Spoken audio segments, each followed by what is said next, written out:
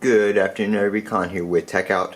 My last video I showed you how to install your beta profile and download iOS 12 on your device. Now we're on macOS Mojave, which Apple also just seeded the beta for after WWDC. So this is version 10.14 beta 1. Again, you're going to want to go to your Mac and go to developer.apple.com, log in with your developer account, find macOS Mojave 10.14 beta. Click download. This is going to download a tool, so this isn't a profile necessarily like it is on your iOS device. It's going to download a tool. You're going to run that beta access tool, kind of like installing a program.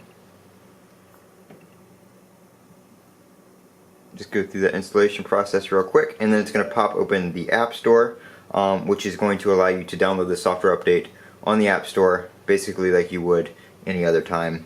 And it'll download right to your device and install it, and then you'll be running the beta.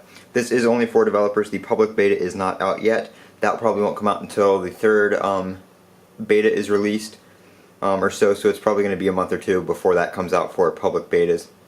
And I do only recommend this for developers. There may be bugs or issues that render your device not necessarily unfunctional, but there could be some issues that would hinder your usage of the device, especially if this is something that you have for work or have a lot of important documents or programs or files on. So I would only recommend this for development devices. Same with iOS.